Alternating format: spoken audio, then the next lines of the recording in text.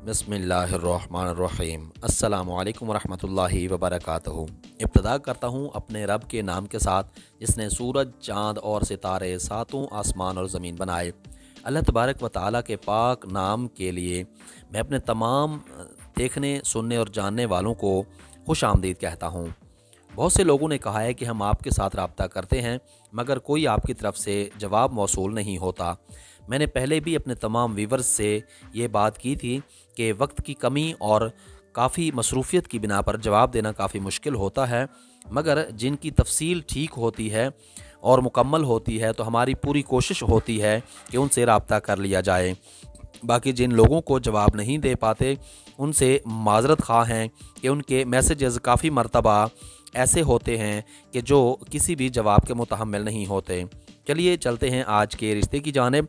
ये रिश्ता आज का फरियाल का है जिनकी उम्र 30 साल है। इनकी हाइट 5.5 फीट है। बहुत ही सुघड़ और समझदार लड़की हैं और फरियाल की जो फैमिली है वो काफ़ी छोटी है और एक भाई और 2 बहनें हैं। भाई का अपना कारोबार है और एक बहन की शादी हो चुकी है। फरियाल जो हैं वो सबसे छोटी हैं। इनकी भी शादी हो गई थी मगर शादी के 2 साल बाद तकरीबन इनको तलाक हुई। जिस लड़के से शादी हुई थी वो बहुत घटिया सोच का मालिक था और इसकी इस सोच की वजह से ही उसने फरियाल को छोड़ दिया।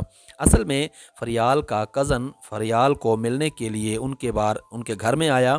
फरियाल ने एक मरतबा उनके कज़न को बताया कि वो खाना खाने के अलावा घर से ना जाए। फरियाल ने खाना तैयार करके अपने कज़न के आगे रख दिया। दोनों ने खाना खाना शुरू किया और किसी बात पर कहकहा लगाकर हंस रहे थे कि इतने में फरियाल का खामद और शोहर आया। फरियाल ने जब दोनों को मुस्कुराते हुए देखा और वो गुस्से से लाल पीला हो गया और अलहदा जाकर फरियाल को कहने लगा कि मेरी गैर मौजूदगी में ये सब कुछ क्या हो रहा था। फरियाल ने अपने शोहर से कहा कि ये आपका शक और वहम है, ऐसी कोई बात नहीं है जो आप समझ रहे हैं। खाना खाने का वक्त हो गया था इसलिए मैंने अपने कज़न के साथ खाने के लिए बैठ गई। मगर फरियाल ने कहा तो फरियाल के शोहर को ये बात काफ़ी बुरी लगी और उसने फरियाल को मारा पीटा और बुरा भला कहना शुरू कर दिया और उसके बाद तलाक दे दी।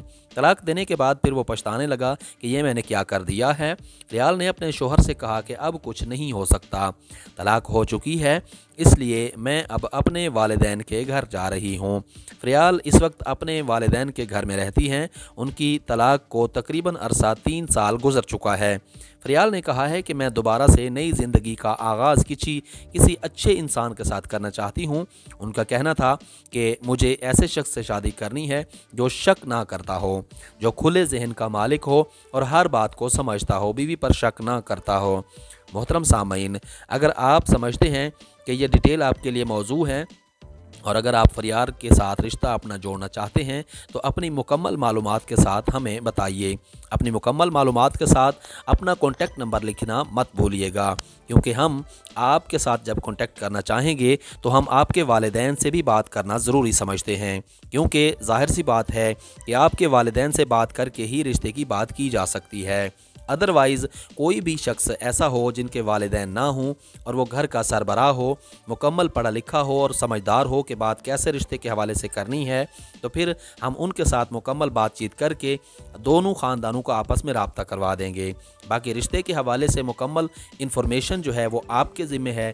आपने लड़की के हवाले से मुकम्मल इन्फॉर्मेशन लेनी है तो लड़की वालों से ले सकते हैं और लड़की वालों से भी हम यही गुजारिश करते हैं कि लड़के के हवाले से मुकम्मल तफसीलात जो हैं वो लड़के वालों से ही मिलकर वो ले सकते हैं।